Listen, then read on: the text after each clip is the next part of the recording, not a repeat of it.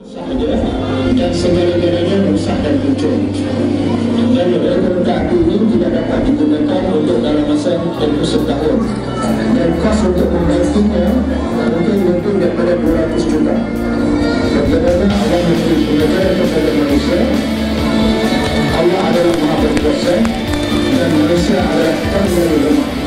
Apa sahaja yang manusia bela walaupun mengambil masa yang lama dalam kos yang 200 juta, tapi Allah dapat hancurkan 10 meter sahaja. Maka ambillah pelajaran dan tunduklah kepada kuasa Allah, tunduklah kepada perintah Allah, laksanalah perintah Allah dalam kehidupan kita supaya hidup kita selamat. Dunia kita akan tinggalkan dan akhirnya kita akan pergi ke akhirat. Maka berusaha berusaha untuk menuju akhirat dan pasti tidak akan rosak dan pasti akan kekal abadi. Dunia hanya sementara. Allah memberi peringatan kepada kita semua yang kemudian aku dibinasakan selama-lamanya. Sekedar mata sahaja. Tetapi yang telah beri kepada kamu adalah syurga yang kekal abadi. Maka kerjalah yang kekal abadi. Sekian, wassalamualaikum warahmatullahi wabarakatuh.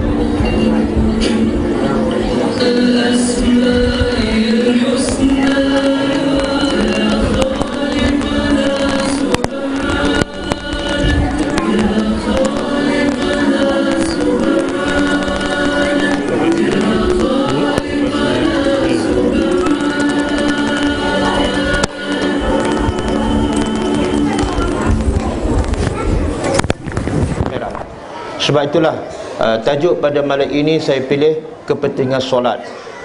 Sebab dalam misi kami yang lepas, ini adalah misi kami yang keempat. Dalam video tadi itu misi kami yang ketiga. Kami pernah datang ke Dabung, ke Seri Mahligai 2 minggu yang lepas. Dalam misi kami yang lepas, kami pergi ke Pasir Tumbuh, Kampung Pasir Tumbuh.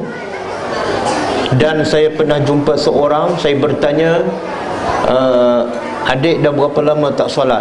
Lebih kurang umurnya 25 ataupun 26. Saya bertanya, adik dah berapa lama tak solat? Dia kata 10 tahun lebih. Dah berapa lama tak baca Quran? Dia kata 10 tahun lebih. 10 tahun tu, itu angka yang saya bagi. Saya agak mungkin 10 tahun. Dia kata lebih 10 tahun.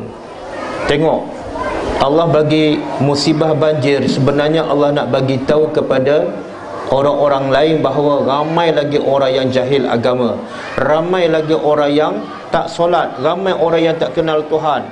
Tidak ada musibah yang lebih besar melainkan musibah kufur kepada Allah, musibah syirik kepada Allah. Sebab itu dalam satu ayat Al-Quran Allah berfirman,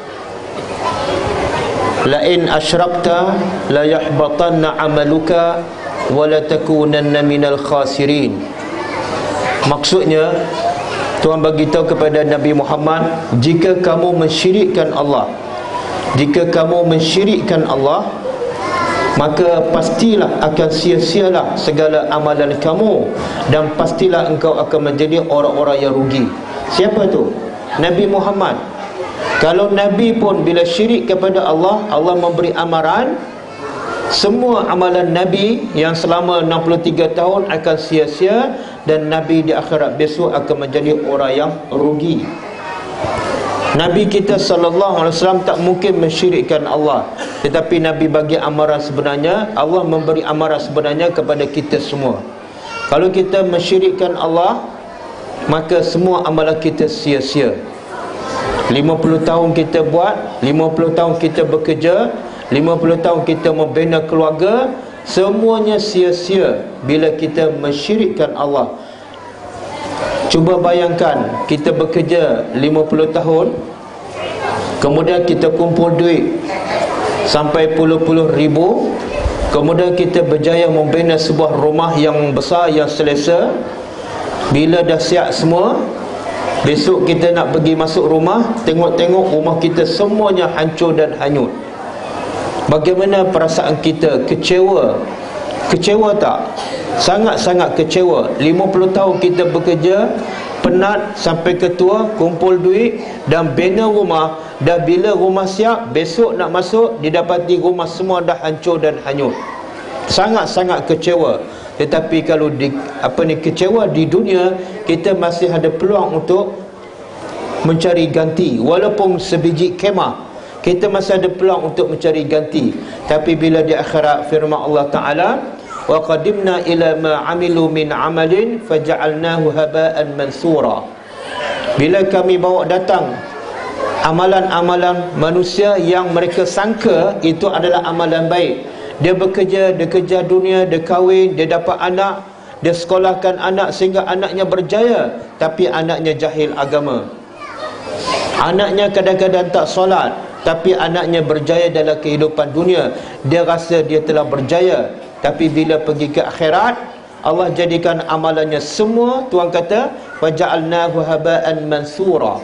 Kami jadikan amalannya seperti debu yang berterbangan. Cuba bayangkan betapa kecewanya kita, habis usaha kita, habis umur kita, sampai kita beruban, sampai gigi pun tak ada. Tiba-tiba bila pergi ke akhirat, satu sen pun Allah tidak nilai. Sebab apa? Sebab kita tidak mengabdikan diri kepada Allah dengan ikhlas. Termasuklah mensyirikkan Allah ialah kita melakukan sesuatu bukan kerana Allah.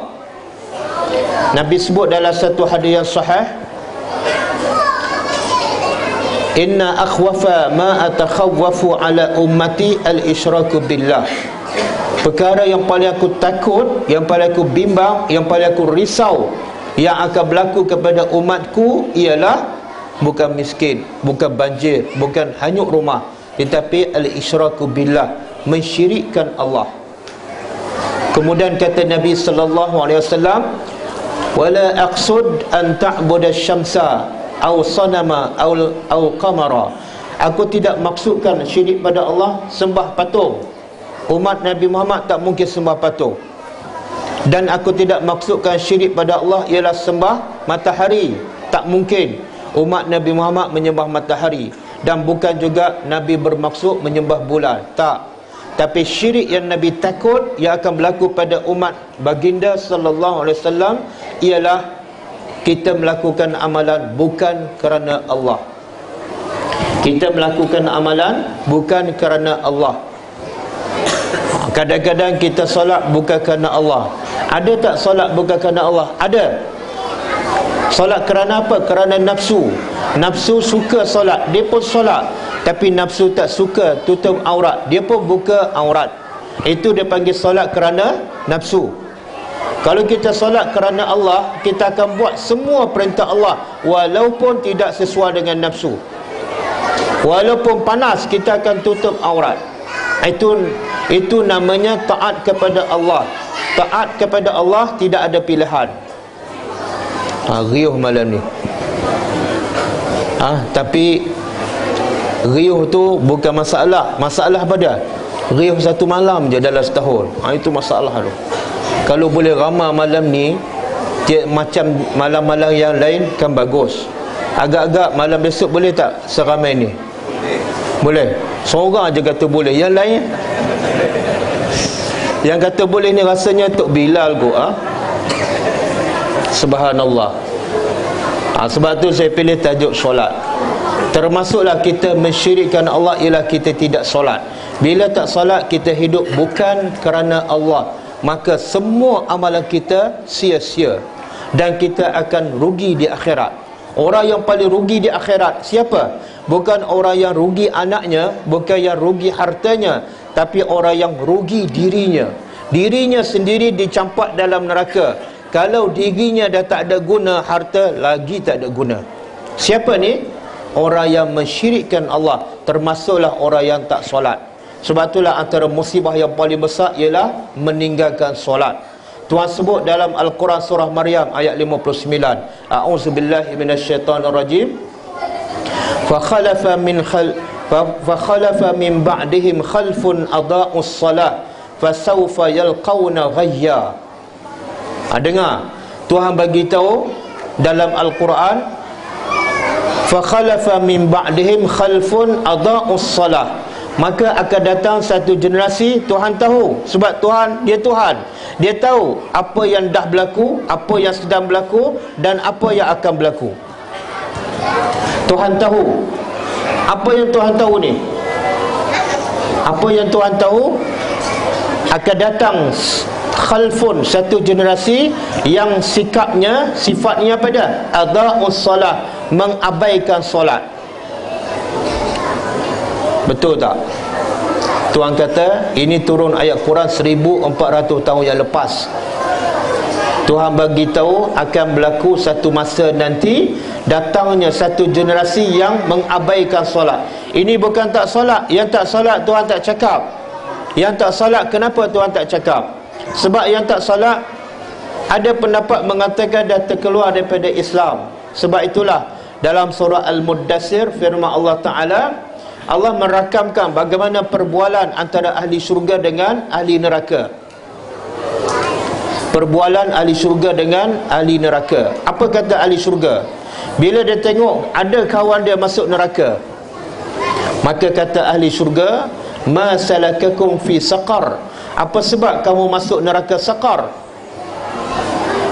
Kita kalau duduk dalam api dengan banjir besar, rumah hanyut, kita nak yang mana?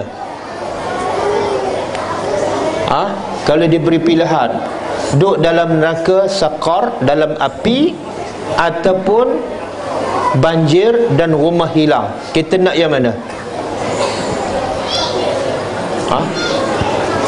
Nak yang mana? Nak banjir? Oh, nak banjir sekali lagi. Subhanallah. Kalau dia beri pilihan, semua manusia sanggup banjir hilang rumah daripada duduk dalam api. Betul tak? Kalau banjir besar, macam orang dikemubukan, banjir besar baru ni rumah dia tenggelam, dia duduk kat mana? Atas bukit. Betul? Mana lebih baik? Atas bukit dengan dalam api? Mana lebih baik? Lebih baik atas bukit kan? Atas bukit helikopter datang pula. Hantar apa? Hantar makanan. Subhanallah. Orang Kuala Lumpur nak makan kena pergi kedai sendiri, kena jual keluar di. Tapi orang sini helikopter hantar makanan. Istimewa tak? Subhanallah. Maka sebenarnya musibah yang besar bukan banjir. Musibah yang besar ialah masuk neraka saqar. Jadi bila ahli syurga bertanya kepada ahli neraka, apa sebab kamu masuk neraka ni? Maka jawab ahli neraka, apa dia? Qalu lam naku minal musallin. Mereka jawab jelas, terang. Apa dia? Dulu kat dunia kami tak solat. Ya Allah, rupa-rupanya tak solat ni musibah besar. Bukan hilang rumah, bukan hanyut rumah, bukan hilang anak, tapi duduk dalam api. Duduk dalam api. Bila duduk dalam api, kalau duduk atas bukit makan apa? Makan apa? Makan api ke makan beras? Makan nasi kan? Ada orang saya pergi kampung Beluk tadi, dia kata bila kawasan dia tenggelam semua, dia pergi naik bukit. Dan naik bukit dia makan beras basah. Pada kata apa? Saya terkejut. Dia kata sedap rupanya ustaz, beras basah. Sedap. Okeylah banjir, sebab boleh makan beras basah, sedap. Tapi bila masuk neraka makan apa? Sajaratuz zakum, pokok yang berduri. Dan bila makan, unta pun tak nak, binatang pun tak nak. Dan bila ahli neraka makan pokok berduri ni, akan hancur lebur isi perut dia, bukan beras basah. Dan bila dia minum ma'an hamima, air panas yang mendidih. Siapa yang banjir duduk atas bukit minum air panas mendidih? Siapa dia? Angkat tangan. Tak ada siapa. Tak ada siapa sanggup nak minum air panas yang mendidih. Dan apa lagi dia minum dalam neraka? Ma'an sadida, air darah yang bercampur dengan nanah. Siapa sanggup minum nanah? Siapa sanggup? Nanah keluar daripada tangan kita, terus kita basuh sebab jijik. Tiba-tiba di neraka, nanah, darah menjadi makanan ahli neraka. Subhanallah. Apa sebab? Lam naku minal musallin, sebab kami tak solat. Tak solat, musibah besar. Subhanallah. Sebab itulah Allah bagi banjir tu sebenar bukan Allah benci, tapi Allah nak selamatkan kita daripada neraka. Ramai orang tak solat, betul tak? Orang Seri Mahligai ramai tak yang tak solat? Ramai. Ada siapa buat bancian? Cuba buat bancian dalam rumah masing-masing. Kalau ada 5 keluarga, 5 orang ataupun 7 orang, dalam rumah tu berapa yang solat, berapa tak solat. Kemudian campur semua penduduk Seri Mahligai, berapa yang solat, berapa yang tak solat. Pernah tak buat bancian? Mana imam ha? Ini tugas imam ni ha? Tugas imam. Imam kat luar pula ha? Imam muda ha? Tugas imam. Sebab itulah Nabi Bilal. Subhanallah. Sekarang kita banci berapa ramai penduduk yang hilang rumah. Hilang rumah bukan musibah. Untuk apa dia banci penduduk yang hilang rumah? Untuk bagi kemah. Subhanallah. Tapi tak ada orang buat bancian. Ramai yang tak solat. Untuk bagi apa? Untuk selamatkan dia daripada neraka. Sebab kalau hilang rumah masih boleh hidup. Masih boleh hidup walaupun panas, walaupun dalam kemah. Tapi bila tak solat, duduk dalam neraka, tak ada siapa yang boleh tolong. Masa tu pikas pun tak ada, ulamul dakwah pun tak ada. Maka takutlah pada azab Allah bila kita tak solat. Jadi solatlah. Siapa yang tak solat, solat. Siapa yang dah solat, istiqamahlah. Dan siapa yang solat lewat, solatlah awal. Sebab apa? Amalan yang paling Allah suka ialah as-salatu fi awwali waqtiha. Solat yang paling Allah suka ialah solat di awal waktu. Penduduk Seri Mahligai ni yang solat, ramai solat awal waktu ke ramai solat lewat waktu? Angkat tangan siapa yang solat awal waktu. Pakcik seorang juga. Yang kata boleh pun pakcik ni juga. Subhanallah. Yang solat awal waktu tak ramai. Maknanya yang solat lewat lagi ramai. Kemudian yang solat awal waktu, kemudian solat di masjid 5 waktu, berapa ramai? Berapa ramai ni? Jangan tengok skrin, tengok kat saya. Kita bukan nak tayang sekarang. 10 orang. 10 orang. Habis yang ramai ni penduduk mana ni? Madrasah banyak. Apa Nabi cakap berkenaan dengan orang yang tak datang solat berjemaah? Nabi beritahu kepada para sahabat, aku hampir-hampir nak kumpul kayu api dan suruh sahabat lain menjadi imam, dan aku nak pergi bakar rumah orang yang tak datang solat jemaah. Itu hadis sahih. Makna besar tak kesalahan orang yang tak datang solat jemaah? Besar. Yang tak solat dah besar, masuk neraka sakar kalau tak sempat bertaubat. Kemudian yang solat tak solat jemaah pun besar juga kesalahan dia, sampai Nabi nak bakar. Subhanallah. Malam ni kita datang ramai sebab apa? Sebab apa kita datang ramai malam ni? Sebab solat jemaah ke sebab makan? Tak, saya tak bersangka buruk, saya tanya je. Sebab solat jemaah ke sebab makan? Alhamdulillah sebab solat jemaah. Kalau betul datang solat jemaah, subuh besok datang ya. Zuhur besok datang. Saya nak cerita. Saya pergi ke Indonesia baru ni, ke Medan. Ada seorang berjawatan besar orang Indonesia. Kebetulan anak dia belajar di Malaysia, dan saya mengajar anaknya yang belajar di Malaysia. Bila saya pergi ke Medan, saya duduk rumah dia. Memang orang berjawatan besar dalam kerajaan. Dia ada 2 buah kereta kerajaan dan 2 pemandu. Dia ada yang bekerja di bawah dia 360 orang. Dia menjaga satu kebun kelapa sawit yang seluas 2,700 hektar. Tetapi dia tetap menjaga solat Jumaat 5 waktu. Sebelum subuh dia siap dan pergi ke masjid sebelum azan subuh. Zuhur dia pergi, asar dia pergi, maghrib dan isya pun dia pergi, 5 waktu. Dan saya pun bertuah sebab duduk rumah dia, saya pun boleh salat berjemaah. Biasa kita pergi musafir ke mana-mana, biasa tak salat berjemaah. Subhanallah. Jadi kalau orang berjawatan besar, yang banyak kerja, yang sibuk pun boleh jaga solat jemaah, kita apa alasan untuk tidak solat berjemaah? Kan? Jauh ke masjid Seri Mahligai daripada rumah? Jauh ke?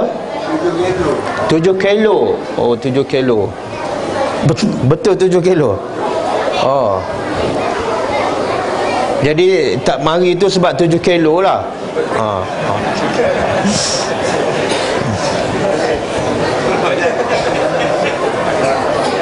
Okey.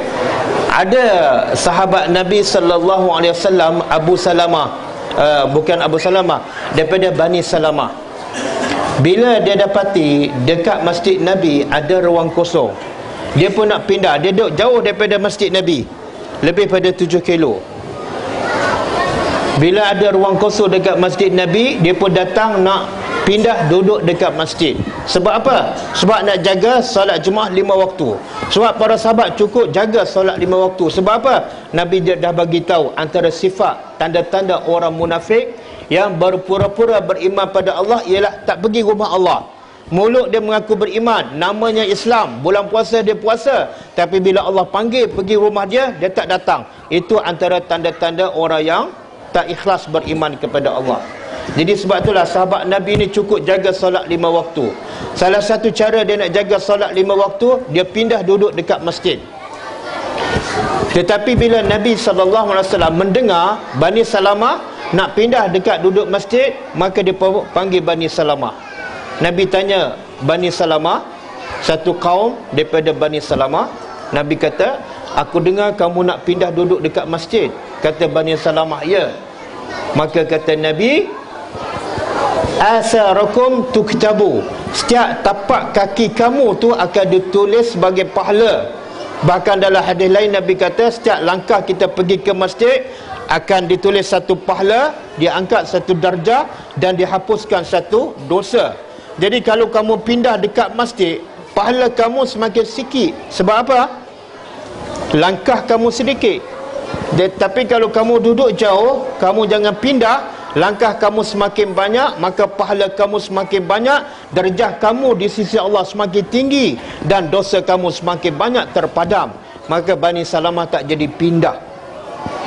Sebab apa? Bani Salamah lebih pada 7 kilometer. Boleh ada jawapan lagi. Subhanallah. Okey. Saya nak sebut manusia dengan solat.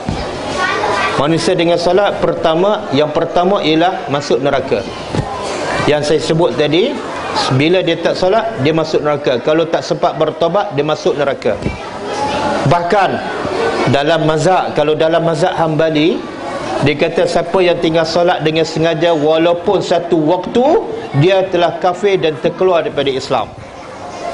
Apa dalil? Nabi sebut dalam satu hadis yang sahih, man taraka salata muta'ammidan faqad kafar. Siapa yang meninggalkan solat dengan sengaja, maka dia telah kafir. Tapi dalam mazhab kita Syafi'i, siapa yang meninggalkan satu solat dengan sengaja, dia telah fasik. Apa makna fasik? Dia buat dosa besar. Dan pemerintah Islam, ini dalam mazhab Syafi'i, kalau ada rakyat yang tak solat dengan sengaja, pemerintah Islam kena tangkap dia, kemudian kena paksa dia bertobat dan paksa supaya dia solat. Kalau dia tak nak bertobat dan tak nak solat juga, maka mengikut mazhab Syafi'i, pemerintah tu boleh bunuh dia. Itu mazhab Syafi'i. Kita mazhab apa? Mazhab apa? Mazhab apa ni? Mazhab Syafi'i kan? Kalau ikut mazhab Syafi'i, teruk kita. Tapi bila ada pemerintah Islam lah, kita pun tak tahu pemerintah Islam solat ke tak. Saya tak tahu pemerintah yang ada. Boleh? Satu, jadi hubungan manusia dengan solat, bila tak solat, dia akan masuk neraka kalau tak sempat bertaubat. Yang kedua, dia solat tapi masuk neraka juga. Yang kedua, dia solat tapi masuk neraka juga. Solat macam mana ni masuk neraka? Tuhan sebut dalam Al-Quran, wa wailun lil musallin.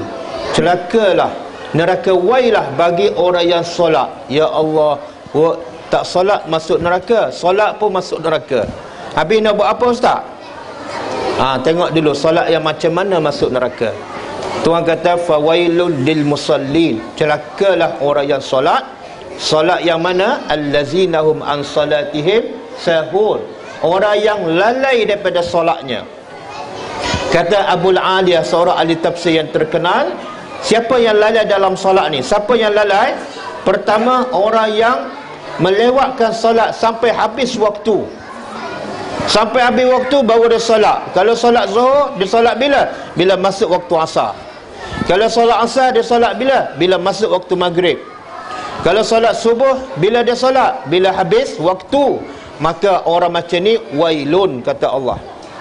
Satu. Yang kedua, orang yang solat wailun ialah bila dia solat, dia tak mengharapkan pahala. Tak kisah aku apa, kisah yang penting aku solat. Dapat pahala ke tak dapat, aku tak kisah. Dan bila dia tinggal solat, sikit pun tak rasa takut pada azab Allah. Orang macam ni pun wailun. Dan yang ketiga, orang yang wailun juga ialah bila dia solat, belakang dia tak lurus. Kata Abul Aliyah, belakang. Sebab itulah solat kita kena belajar. Nanti saya akan tunjuk cara solat Nabi, cara solat yang betul, yang insya-Allah solat kita akan membawa kita ke syurga. Salah satu cara solat yang salah apa dia? Bila dia rokok, belakang tak betul. Tengok adik-adik kita nanti, anak-anak kita, cuba cek masa dia rokok, lurus tak belakang dia. Nabi kata pencuri yang paling jahat, pencuri yang paling jahat, siapa dia? Kat Malaysia siapa dia? Pencuri, perompak yang paling jahat. Tak tahu Tapi dalam masjid, pencuri yang paling jahat kata Nabi ialah orang yang mencuri ketika solat. Lalu sahabat bertanya, macam mana mencuri ketika solat? Adakah ketika sujud dia seluk poket orang sebelah? Tak. Kata Nabi, orang yang mencuri ketika solat ialah bila dia rokok, belakang dia tak lurus. Dia rokok macam ni, kepala dia angkat, ataupun dia rokok, kepala dia jatuh, menjunam. Itu cara rokok yang salah. Yang Nabi kata ini bukan salat, ini pencuri. Dalam solat, di hadapan Allah, dia buat cara yang tak betul, salah. Habis rokok yang betul apa dah? Nanti saya akan tayang video cara rokok yang betul, cara solat yang betul, termasuklah cara wuduk yang betul. Kadang-kadang kita wuduk pun banyak membazir. Nabi berwuduk menggunakan air yang sedikit sahaja, iaitu 750 ml. Tahu kalau botol mineral yang besar tu 1500 kan? Botol mineral yang besar 1500 ml. Nabi berwuduk menggunakan air separuh botol tu, 750 ml. Kan? Kita bila berwuduk berapa baldi? Berapa baldi? Tak pernah suka. Banyaklah tu. Sampai tak tersukat kan? Banyaklah tu. Jadi cara wuduk pun kadang-kadang kita membazir air. Saya pergi mana-mana masjid, mana-mana surau, bila tengok orang berwuduk, dia buka paip yang kuat, itu membazir. Itu saudara syaitan. Kalau masa solat dia buat dah salah dah, dia telah melakukan dosa, bagaimana solat dia diterima oleh Allah Subhanahu Wa Taala. Jadi sekejap lagi saya akan tunjuk juga cara wuduk Nabi sallallahu alaihi wasallam. Boleh? Jadi saya balik pada sifat manusia dengan solat. Yang pertama, masuk neraka sebab tak solat. Yang kedua, bila solat lalai, bila solat tak khusyuk, bila solat rokok tak betul pun wailun, masuk neraka. Dan yang ketiga, solat juga masuk neraka. Siapa ni? Solat orang munafik. Orang munafik solat tak? Orang munafik. Orang munafik ni ialah orang kafir dalam hati dia, kafir kepada Allah. Dia tak percaya pada Rasul, dia tak percaya pada hari akhirat, tapi sebab ada kepentingan dia solat. Dia tunjuk kepada orang ramai dia adalah orang Islam. Sebab tu orang munafik ni dia solat. Tapi Nabi Tuhan sebut dalam Al-Quran, wa iza qamu ila salati qamu kusala. Bila dia solat dengan malas. Bila solat dengan perasaan malas. Kita bila nak solat rajin ke malas? Kita bila nak solat seronok ke rasa berat? Mana lebih seronok? Nak solat ke nak makan?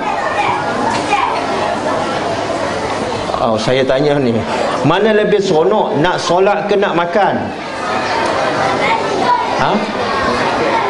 Ini nampak sedih je semua. Bila saya kata sekarang saya sudahi dengan tasbih kafarah, seronok kan? Kalau nak makan nanti ceria semua. Kenapa kita bila makan rezeki Allah seronok, tapi bila nak sembah tuan punya rezeki tak seronok? Sepatut kita makan rezeki tuan rumah, kita rasa sedap, kita seronok.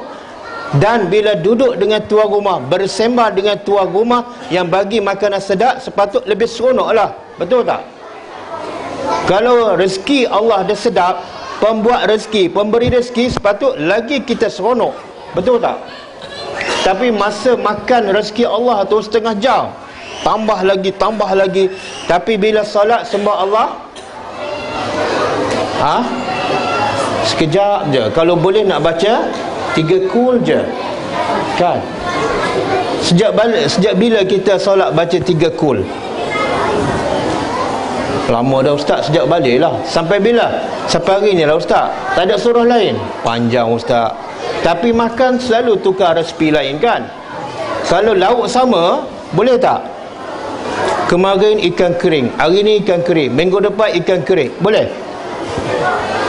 Boleh, ha? Tak boleh, kan? Oh, kalau makan tak boleh. Tapi kalau solat 3 kul je, tak ada rasa apa-apa, kan? Sebab benda yang sama. Tukarlah surah lain. Sebab itulah Nabi kita selalu membaca surah-surah yang berbeza di dalam solat. Supaya apa? Supaya khusyuk, supaya Nabi ambil pengajaran daripada ayat yang dibaca. Okey? Jadi 3 dah solat tak betul. Pertama, dia tak solat langsung, masuk neraka sakar. Yang kedua, dia solat tak betul sebab lewat sampai habis waktu, ataupun rokok tak betul pun wailun. Yang ketiga, dia solat dalam keadaan malas, itu sifat orang munafik, juga tak selamat. Habis solat yang macam mana selamat? Satu je solat yang selamat. Tuhan sebut dalam Al-Quran, qad aflahal mu'minun allazina hum fi salatihim khashi'un. Sesungguhnya telah berjayalah orang-orang beriman. Siapa ni orang beriman yang berjaya, yang mendapat syurga? Siapa ni? Allazina hum fi salatihim khashi'un, yang khusyuk dalam solatnya. Nak khusyuk, tak mungkin kita khusyuk dalam solat melainkan kita ikut cara solat Nabi, termasuklah solat berjemaah. Jadi cubalah latih diri kita datang ke masjid. Kalau tak boleh 5 waktu pun, datanglah solat subuh, kemudian datang maghrib dan isya. Kemudian minggu depan, bulan depan, datang pula solat zuhur. Kemudian 3 bulan lagi datang pula solat asar. Biasakan diri. Sebab Nabi tak pernah tinggal solat jemaah. Kita sibuk macam mana menoreh getah ke apa ke, Nabi lagi sibuk. Nabi dengan kita mana lebih sibuk? Nabi dialah ketua negara, dialah seorang suami kepada 9 isteri, dialah hakim, dialah qadi, dialah sahabat, semua Nabi. Tapi Nabi tak pernah tinggal solat jemaah 5 waktu. Jadi biasalah. Inilah yang kita nak bawa di akhirat besok. Soalan pertama yang akan ditanya di akhirat apa dia? Solat. Sabda Nabi SAW, inna awwala ma yuhasabu bil abdu yawmal qiyamah salatuhu. Perkara pertama yang akan ditanya pada hari kiamat bukan pasal rumah, bukan pasal anak, bukan pasal isteri, bukan pasal kereta, tak, tapi pasal solat. Soalan pertama akan ditanya ialah solat. Bila solat kita sempurna, bila solat kita khusyuk, maka amalan lain kita semua akan diterima oleh Allah. Tapi malangnya bila solat kita tak betul, solat kita tak diterima, semua amalan lain akan tertolak. Maka jagalah solat, jagalah solat.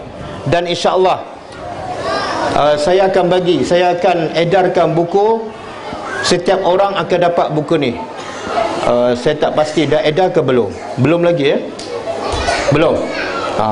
Kalau boleh, mana ni tim Ghulamud Dakwah, kalau boleh tu edarkan.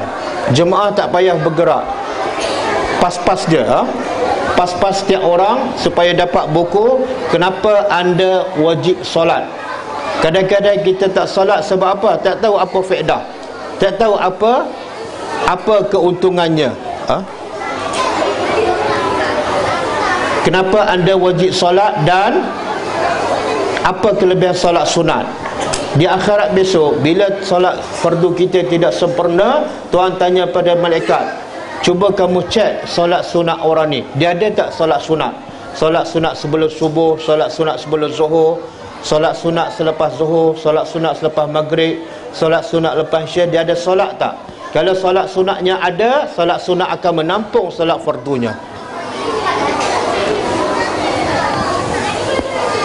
Okey, boleh ha?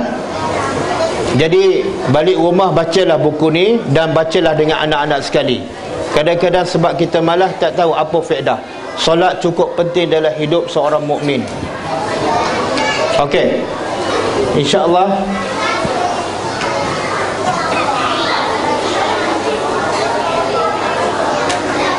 pas-pas je.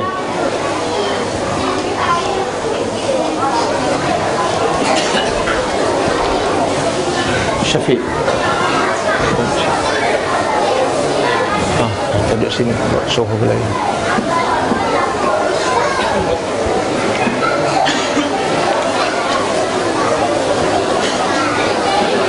Okey.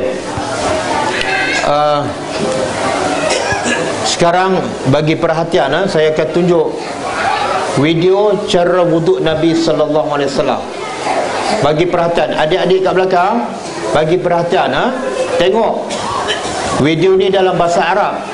Tapi apa yang dia cakap tak penting. Yang penting ialah apa cara dia berwuduk, setakat mana dia gunakan air, dia buka paip setara mana. Cuba tengok, cuba perhati ya.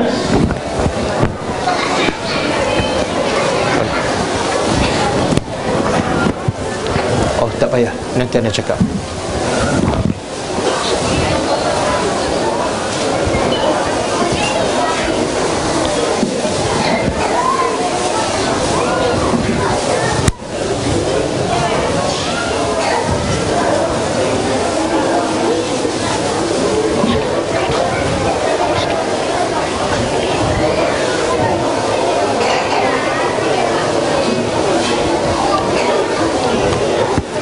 Okey,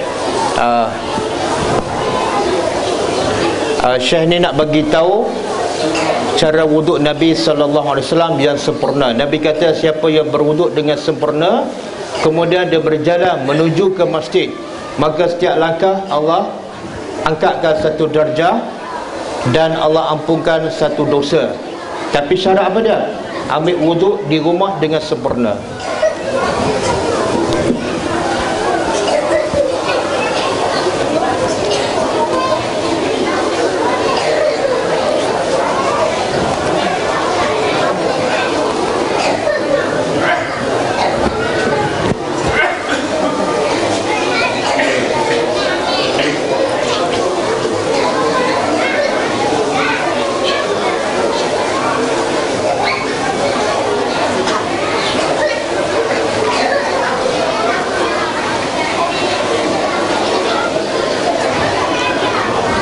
Okey, bagi perhatian yang dapat buku jangan buka buku, tengok video.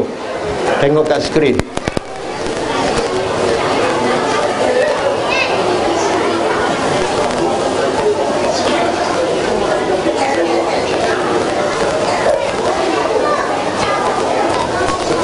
Tak ada suara langsung. Syafiq, tak ada suara langsung.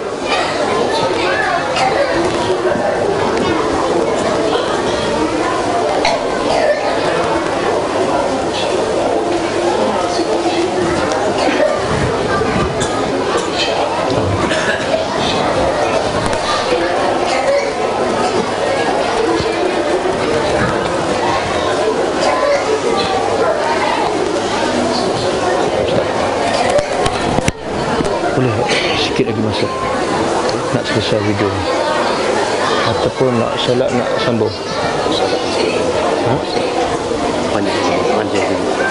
Banyak kita dah sepakat banyaknya program. Ya. Besok pada sekolah. Oh, tak boleh nak habis video ni. Sekejap je, 10 minit.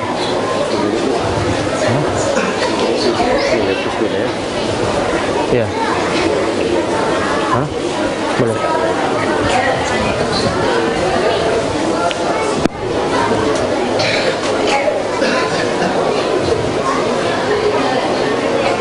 Syafiq, bawa kan? Cepat sikit. Cepat sikit.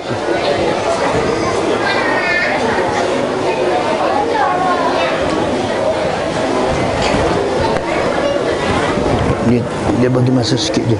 Terbawa sikit kalau cakap dia terbawa je.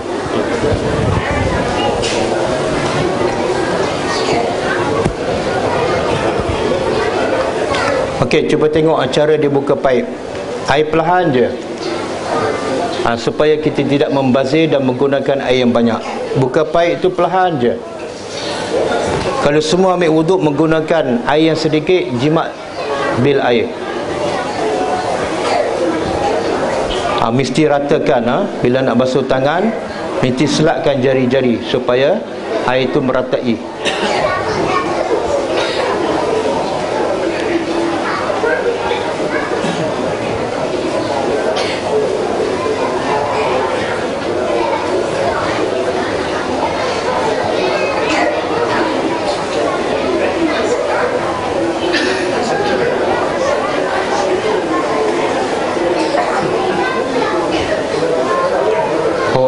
Syafiq, awak kan?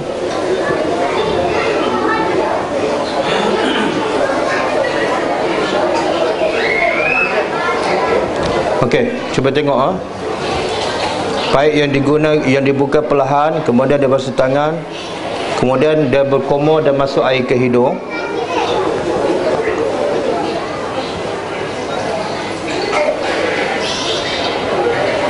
Kalau masuk air ke hidung, masuk tangan kanan, kemudian keluarkan air daripada hidung tangan kiri. Itu sunnah Nabi.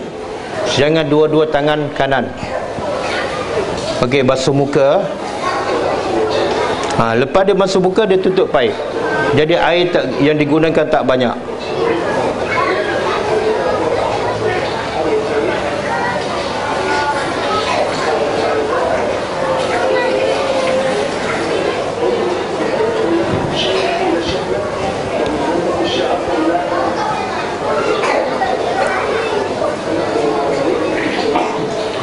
Okey, kemudian basuh siku, tangan hingga ke siku, bermula daripada kanan. Tengok air yang habis dia basuh, dia tutup paip. Jangan biarkan air keluar tanpa diguna.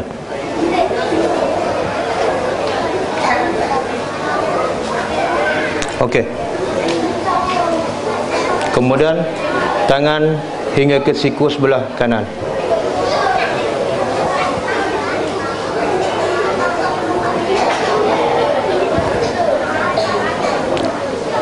Kepala Syafiq. Okey. Sapu kepala. Kita biasa sapu kepala sikit kan, tapi kalau ikut sunnah Nabi, sebaik-baiknya sapu satu kepala. Okey.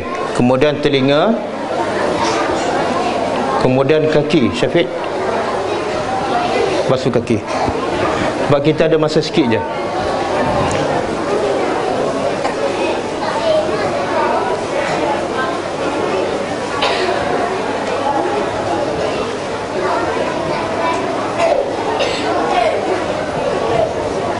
Tengok dia daripada awal sampai sudah, dia buka paip perlahan je.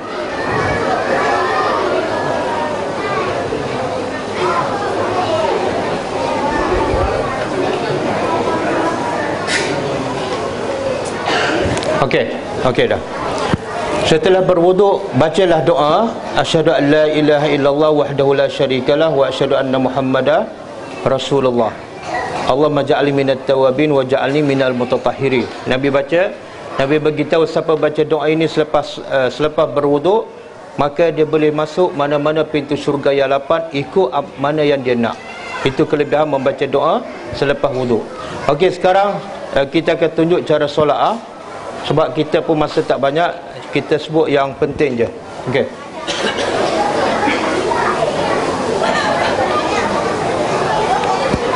Ini kalau solat seorang dia sebaik-baik kalau kita solat seorang, kita letak sesuatu di hadapan, dia panggil sutra. Kalau tak ada benda pun, kita solat dekat tiang. Jangan solat tengah-tengah orang dan menyebabkan orang melintas depan kita yang solat. Letak sesuatu di hadapan kita solat, kalau solat seorang.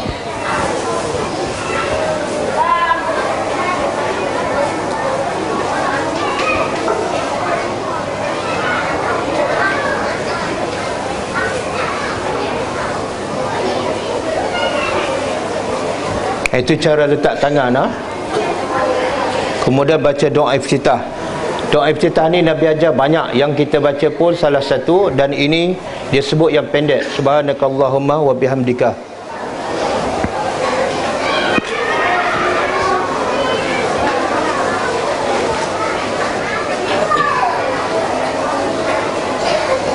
Kemudian baca surah Fatihah. Sebelum tu a'udzubillahi minasyaitonirrajim, bismillahirrahmanirrahim. Kemudian baca surah Fatihah. Okey.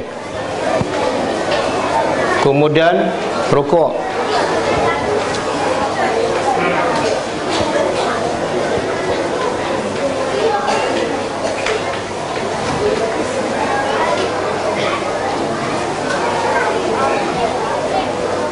Bila nak rokok, disunatkan angkat tangan. Sebelum kita rokok, disunatkan angkat tangan. Cuba tengok cara dia rokok. Dua tangan pegang kepala lutut, jangan pegang paha, jangan pegang betis. Sunnah Nabi ketika rokok, dua tangan pegang kepala lutut. Dan tengok belakang dia dengan kepala lurus je. Jangan kepala tinggi ataupun rendah. Belakang dengan kepala mesti lurus. Tangan pegang dua kepala lutut dan jari buka. Bila tangan pegang kepala lutut, jari hendaklah dibuka. Kemudian sami Allahu liman hamidah, bangun daripada rukuk dan i'tidal. Kemudian sujud.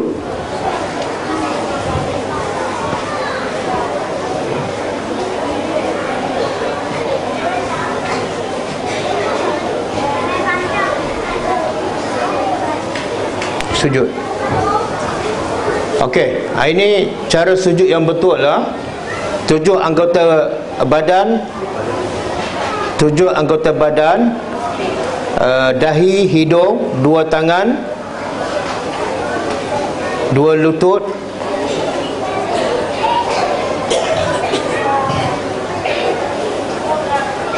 dan 2 kaki. Mesti kena tempat sujud.